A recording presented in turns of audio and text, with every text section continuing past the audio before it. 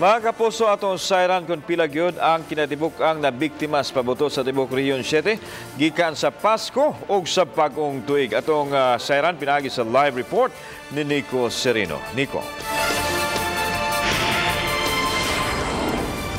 Yes lang, dunay gamay nga pagsaka nga natala ang Department of Health Region 7 sa mga nabiktima sa mga pabuto ingon man stray bullet nini pagsugat sa Pasko o Bagong Tuig. Sa datos lan gikan sa Regional Epidemiology and Surveillance Unit kun Resu 7 sa Department of Health, moabot sa 50 ka mga tao ang natala sa ilang injury surveillance nga gihimo nila gikan kini niadtong period sa Disyembre 21 hangtod karong adlaw nga Enero 1 niing tuig 2019.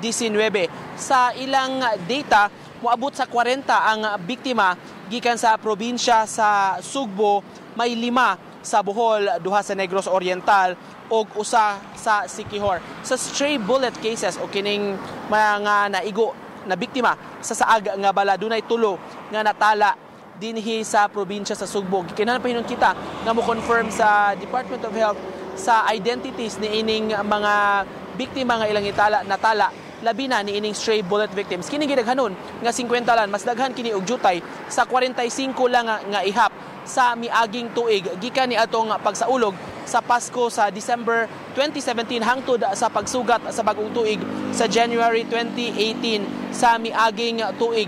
45 sa miaging kasaulugan samtang 50 karong panahona. Kung itandi hinuon sa national average sa Department of Health sa gipresentar sa ilang press conference karong adlaw, ni menos og moabot sa 68% gyud overall sa nationwide figures ang mga nabiktima sa mga pabuto karong tuiga kung itandi sa miaging tuig. Samtang lan milakbit na lang sab kita tungod kay unang adlaw man ron sa tuig ug usa ka piyesta opisyal sa mga lugar nga suruyanan sa mga pamilya o mga managhigala labi na nga walay klase o walay trabaho karong adlaw dinhi sa usa ka peryahan sa South Road Properties. Anam-anam na nga midagsa ang mga tao nga misuroy sa lain-lain nga mga kalingawan ug mga rides nga gidalit ning maong suruyanan. Gilauman hinuon sa tagduma nga mas mudaghan pagyud ang mga tao nga mangabot labi na karong gabhiuna. Dunay entrance kini nga maong peryahan nga tag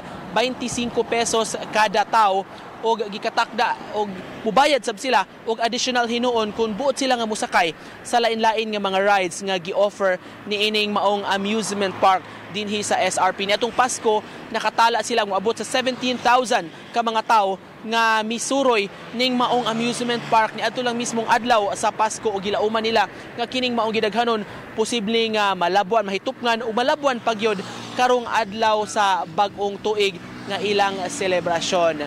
Mao kanalan ang latest nga mga balita nga atong nahipos gikan ta dinhi sa SRP. Daghang salamat, Nico Serino.